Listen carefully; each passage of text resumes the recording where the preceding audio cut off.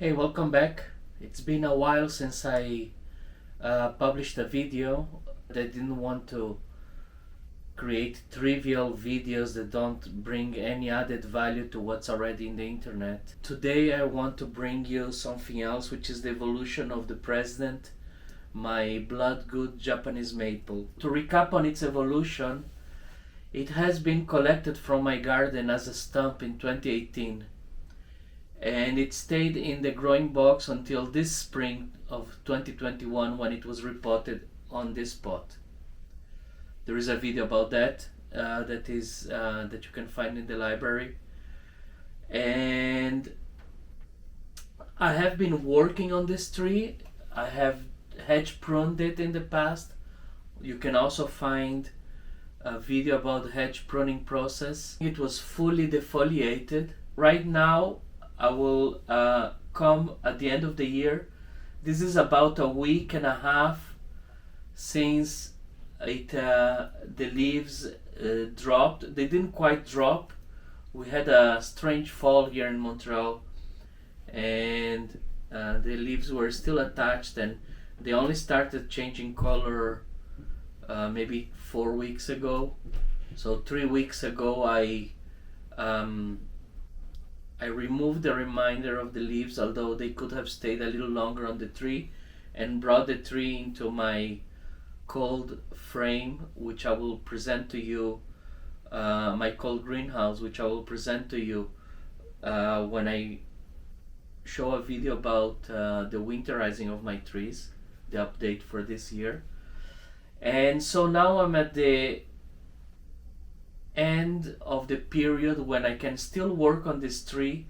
It still is active in the sense that any cuts, any bends that I make, the tree is able to deal with the wounds, so there is no risk of creating embolisms by working on the tree while it is dormant. This tree is not quite yet dormant, and then it will be ready for next spring growth. As you can see, the type of work that I'm performing on this tree has been giving me plenty of ramification, something that the bonsai professional told me was not possible on a Bloodgood Japanese maple, and in fact it is very possible. Not only can you have short internodes of half a centimeter or so, or 3/4 of a centimeter, perhaps less, but you can also have back bud to replace long internodes with. So today there will be a mixture of working with what the total defoliation and the hedge pruning of this year has given me as possibilities, removing the things that I don't want, and potentially making some decisions about the future of this tree. First of all, 360, this is the current front, and as you can see, the tree was buried this much in the ground. You can still see the darker bark of what was buried 3 years ago.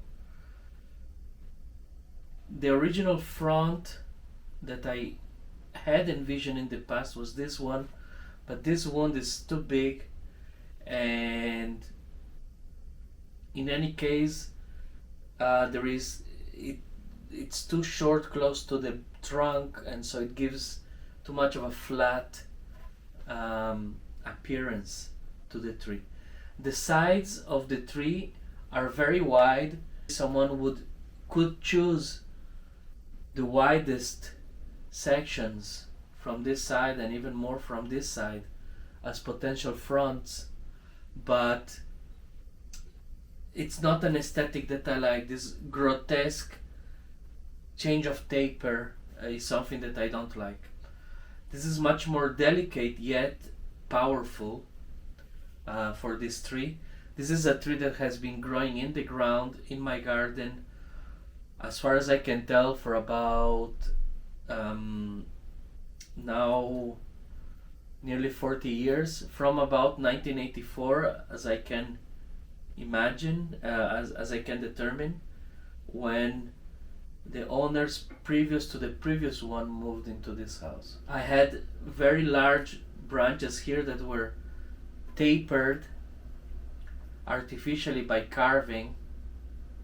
So you can see here that I have a branch coming up, but originally this was very big, and I have something growing on the bottom, something growing on the top, and this I could work on it in some places. For example, here I have callus, but in this area here below I don't have any callus. That tells me that I have much more deadwood here, and the actual callus is not at the edge of where I am, where I stopped carving last year.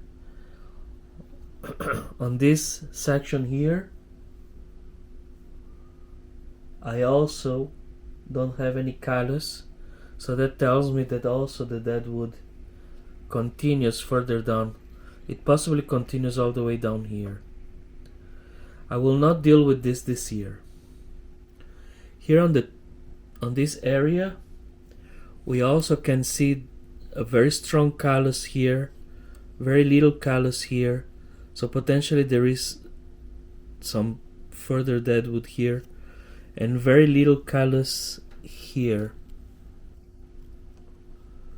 So we see the callus here but not here, and to me this also tells me that the deadwood continues perhaps down. Looking at this root, we see callus all around, and I could patch this with cement and keep scratching the edge to force the callus to grow over the cement and totally cover this, and this is something that I may do in the future, but for now it will stay like this. This is work that can be done at any time of the year except for the fact that the leaves are on the way, the foliage is on the way. But if I defoliate that next summer, for example, I can do that at that time, and being right before the time of vascular growth, it's a perfect time of the year to facilitate callus growth. At this time of the year is actually not the best time, because I don't have enough time to compartmentalize and grow the callus in these areas. So although I could do this now, it's not an ideal time. The ideal time would be when I defoliate during the summer, just before vascular growth. So today we will not touch any of these wounds. Today we will deal with the cleaning of the branches and maybe some wiring if necessary, and potentially decide if we keep this or not. We'll come to that in a moment. So to start with, I will remove this wire and see if the branch stays in place. There is another guy wire somewhere here. Oh yeah, here. And I will also remove this one.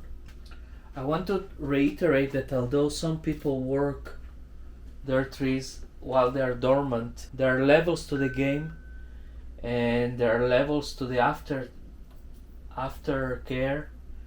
So first of all, if a tree is going to freeze soon, there is no way that you should work on it.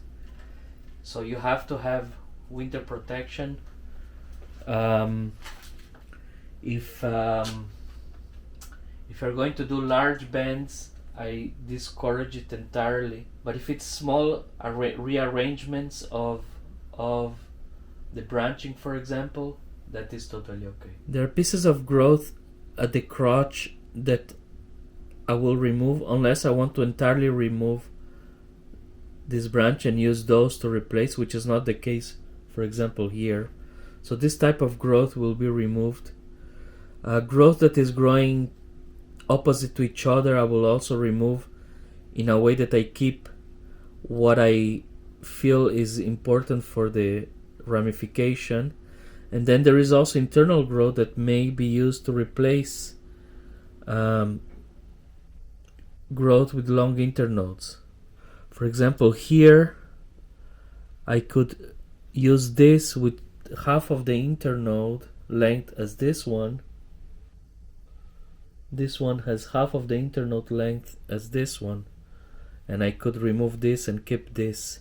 It all depends on where I want this branch to be and to grow relative to this one here, which also has a very thick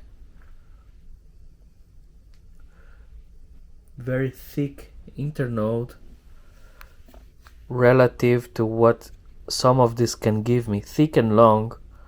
So by replacing this branch here, removing this edge and keeping this, I have a ramification here, I have a decrease in taper, and I remove all this long internode that is unsightly, this 90-degree turn that is a bit problematic, and I stop interfering with growth from this area.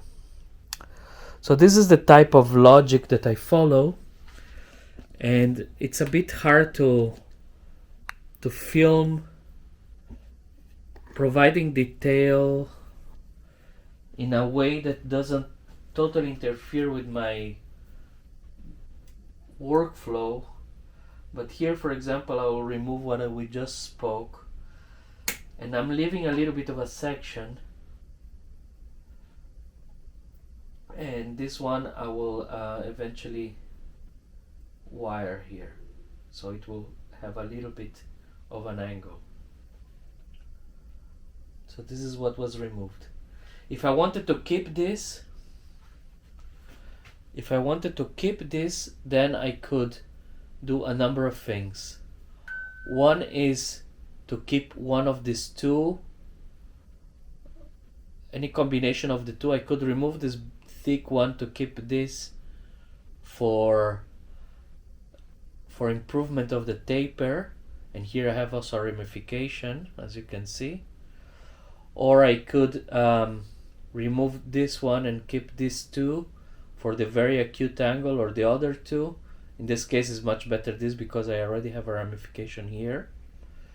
And the other thing that I could do is keep two internodes, not just one, and then next spring when this grows, I will pinch this, and this will transfer the energy to producing growth here, as this one can no longer elongate. So this would, the removal of the auxin would stop inhibiting the growth of this bud here, which in this case I only have one on one side, I don't know why. But if I were to, today I could leave two internodes, I could pinch the two growths here in the spring, that would produce, stop inhibiting the growth here, and then after the growth hardens, I could come in mid-spring and remove this, and this would grow. So I would produce extra ramification here. Here I don't have two internodes to do the same, produce the same game, but that's what I could do.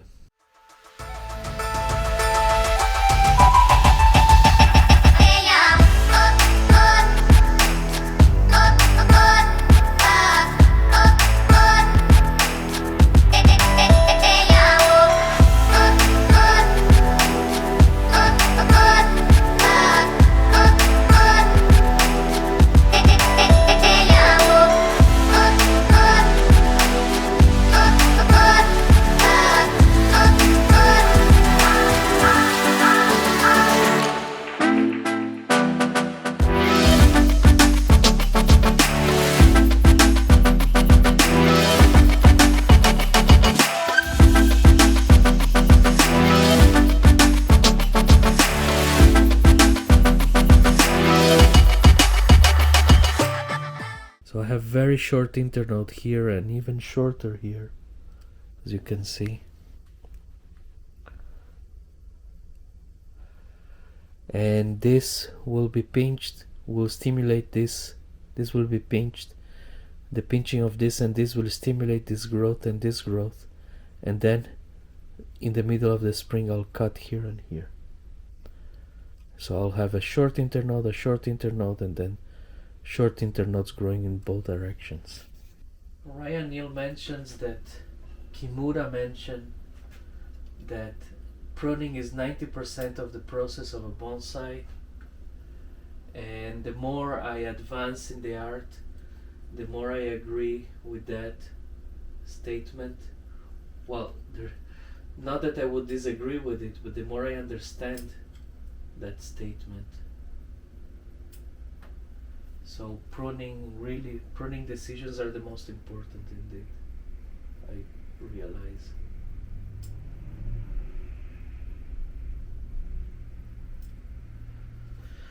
I don't have many internodes, more than 2 in several places, because I've been pruning and this is already the second flush.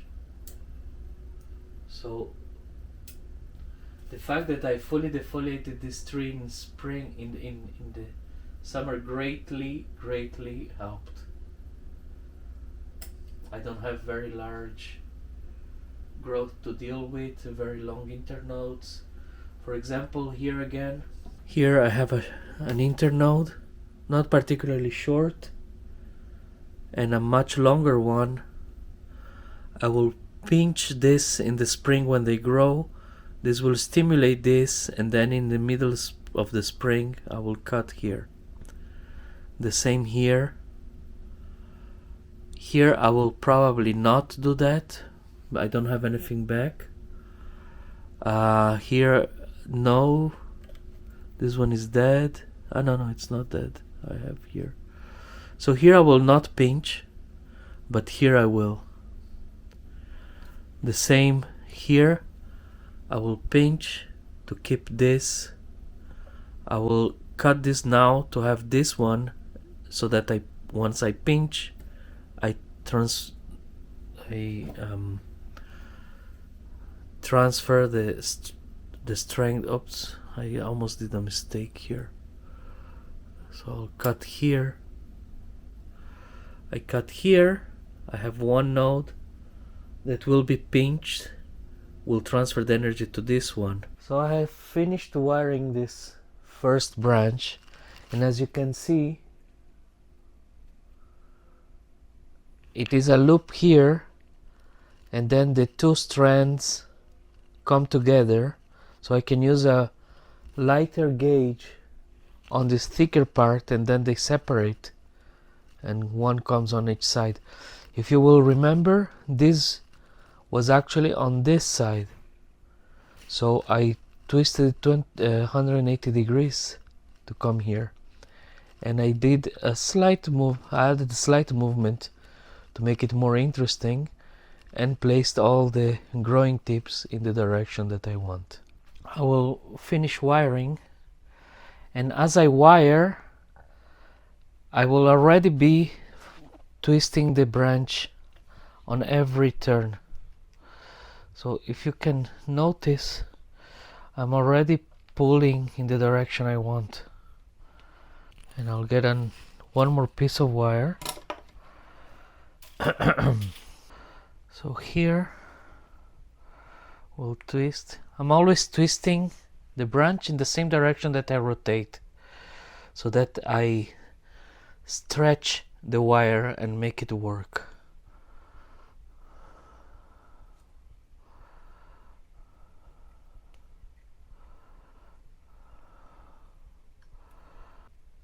I use the guy wire to make the bend, otherwise I will have to use a very heavy gauge to just do this bend. If I had to go up and down and sideways, I would have to use a heavy gauge. Because it was only one movement in one direction, that way I could use only the guy wire. And then one wire was used to wire this branch coming around here with this one, the thicker ones, and then a light one came around the same way towards here. The pads are not quite pads, but the distribution of foliage. So this will create density all over here. If I can get away without wiring everything for a minute change of aesthetic, I will not wire it. I think I don't have much more to do on this tree at this moment. So I would like to make a little recap. First, this is a good time of the year to work on your maples, to do minor work like this, such that it doesn't bleed in the spring with any cuts. This can be done now because the tree is not dormant yet, but it already recovered all the nutrients that it could from the leaves that fell, and so I could remove the leaves when they were already the tips drying out, and I brought it back into my cold greenhouse. It's been there for a week and a half, and I pruned today all what was not necessary from the summer defoliation and hedge pruning. I see here something that I don't want. And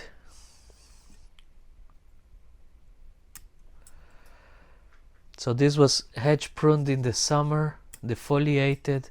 It created a lot more ramification. I used that ramification to my benefit where I wanted. I removed what I don't want. And for the next spring, the plan is to transition, to pinch the first flush on the external internode where there is a second internode to transition to, and where there isn't, I won't. And then if the tree grows vigorously enough, I may totally defoliate, or perhaps only just partially defoliate. This is a species that I did not have much success with partial defoliation in the past, so I may totally defoliate it again if it shows enough strength. The work now of leaving two internodes to transition to the second is to be done in conjunction with the work in the spring of pinching, where I want the transition. And it's done in conjunction also with the fertilization. I will not fertilize this heavily in the spring. However, if I want to defoliate in summer, I need to fertilize heavily. So once I pinch this and the second flush grows in early spring, then I will start fertilizing, and then I may defoliate. As you can see, the whole year of actions on the tree are interrelated. You have to plan ahead. The other thing that I did not do today was to work on this dead wood. I prefer to do this at the time that I will do a total defoliation, or at least a partial defoliation if I do, because at this time it's not really conductive to it. We're no longer in vascular growth session of the year. So I could work on the dead wood, but the wounds would not heal properly, will not have the most time to heal. So it's counterproductive to do it now. It will heal a little bit, but it may have dieback. In passing, I can mention that this work was done in winter, and it was not a good time. As you can see, I had some dieback, but the work still has to be refined.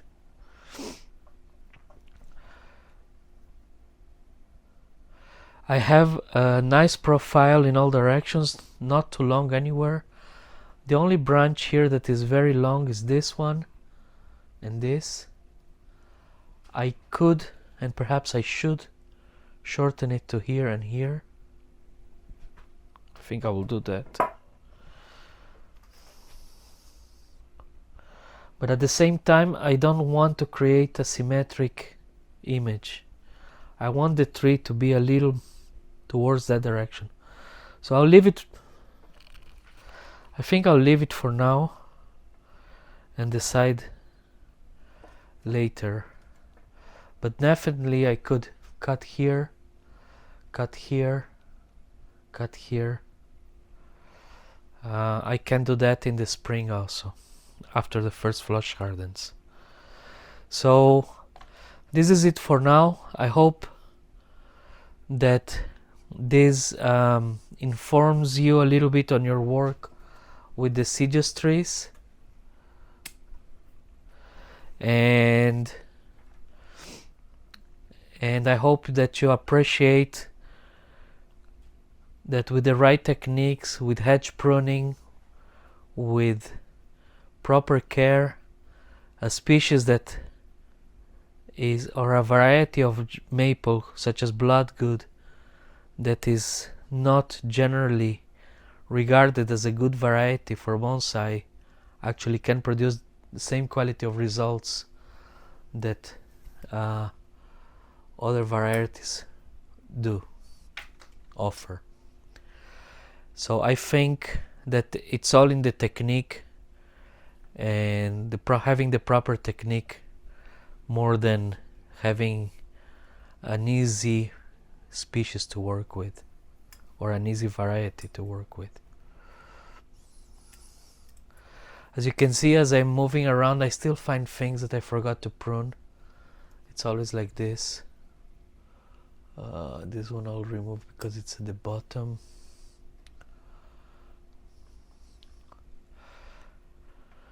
One final comment. This being the front, this branch here would perhaps be removed by many people because it's right in the front. But a deciduous tree in the wild, in the field, actually does grow in all directions, and we want our trees to be